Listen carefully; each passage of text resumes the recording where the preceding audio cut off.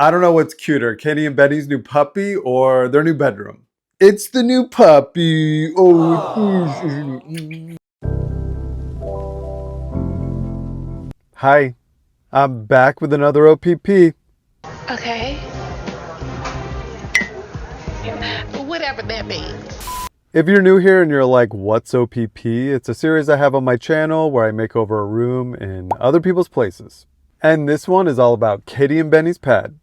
I worked on their son Jack's playroom a few years ago. It was actually the first OPP I ever did, but the family has grown since then with the addition of baby Sunny, so they had to do a little swapping of bedrooms. Sunny got their bedroom and Katie and Benny had to move downstairs to the guest room. First thing I want to do is color wash the entire room to get rid of those cool tones in there. We're keeping some stuff but also bringing in some new things to make it feel more like a bedroom they want to spend time in. So before I start to bore you with too much talking, let's head over there so I can get started. Other people's places with Brew City builds. Woo! After I patched and sanded any holes and damage on the walls, I started cutting in with the paint. I did 2 coats of the color Canyon Dust by Bear and a matte finish. Katie and Benny bought the fancy marquee paint, and I gotta say the more expensive stuff does make a difference. It's way less fumey and you can almost get away with just 1 coat. Since I was going darker than the existing color on the walls, I didn't have to prime, which was amazing. Not having to do that extra step saves a lot of time and money. I used a 3/8 inch nap roller to get the 2 coats of paint on the walls and the ceiling. I think over the years I've come to realize that painting ceilings is one of my least favorite things to do. It's just a lot of looking up. I did another 2 coats of the same Canyon Dust paint color and a satin finish on the window trim and baseboards. Katie and Sunny also have a little cameo since they came to hang out with me for a minute while I was painting the closet doors. I love those ladies, look how cute Sunny is. One of the closet drawers had a bit of damage, so I reattached the corner with some wood glue and some finishing nails. Then I did a couple coats of wood filler, let that dry, and sanded it smooth. It pretty much fixed it, but I feel like I can still see it, but I don't think anyone else will notice. Then they were ready for paint. The last thing was the door trim and the door, and then I removed all the painter's tape before it got too dry to avoid it from pulling up any of that fresh new paint. I don't know why tape ball is so satisfying. It just is. Okay, all the painting is done. Are we feeling the color? No. Cool. I'm about to head into the store so I can get a 1x8 board so I can make a shelf for the corner of the room. I'm leaving the bed where it is since it's so big, so I want to balance everything out with the window in the corner of the room, so I'm putting a shelf there to just make it all feel a little bit more symmetrical. I've never made a shelf like this before, so we'll see how it goes. I went through like 10 boards to make sure I could find one that was as straight as possible with the least amount of warping. If you plan on doing a project like this, I would recommend doing the same thing. Once I had my board, I cut it down to the dimensions that I wanted. I did a 45-degree angle so they could be attached in the corner. I used a jigsaw to cut the exterior edge of each side of the shelf since I wanted them to be rounded, and gave them a good sand to clean up the cut.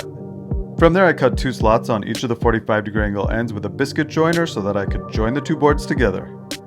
Put some wood glue in the slots and then I put the little biscuits in there.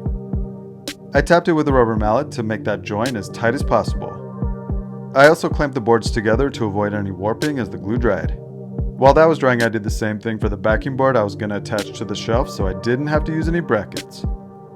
I decided to cut it down even a little more after I did the rounded edges because I felt like it was just a little too high in the back. I gave the shelf a good 24 hours to cure and then filled that joint with some wood filler to make it smooth and seamless. Let that dry and then sanded it with 80 grit and then 2 20 grit sanding discs. From there I attached the backing board with some 1 5/8 wood screws and some wood glue. Filled those holes with some wood putty and gave it a final sand with 220 grit again to make everything as smooth as possible. After that I gave it 2 coats of paint in the Canyon Dust color and a satin finish. I wanted it to be monochromatic with the walls so it kind of just blended in with the rest of the room. Once that was ready to go, I used a stud finder and marked where the studs were on some painter's tape. Pre-drilled some holes on the shelf backing and attached it to those studs with some 2-inch screws so it was nice and secure.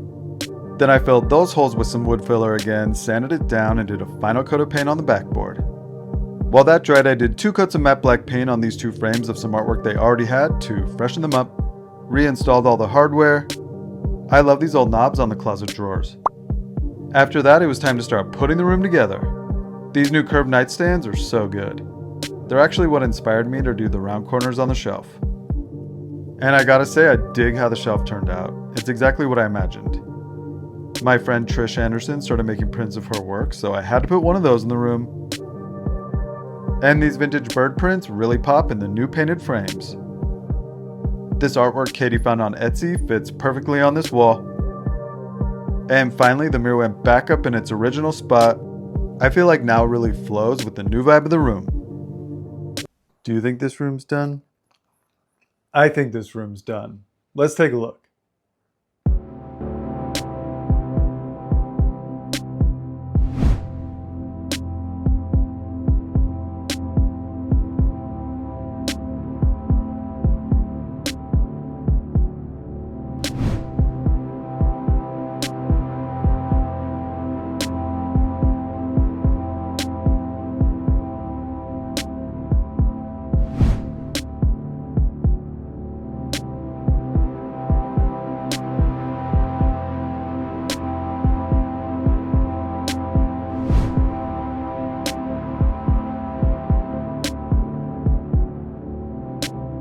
Well, that turned out cute.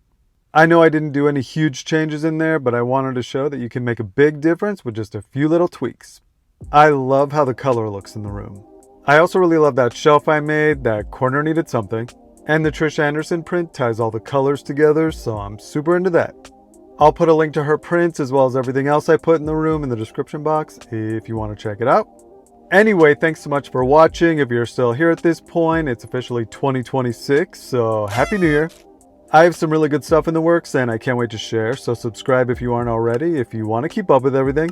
If you have any questions about anything in the room, let me know in the comments, and I would also love to hear what you think, so let me know. Give this video a like if you want to show me some love, and I'll see you soon. Bye.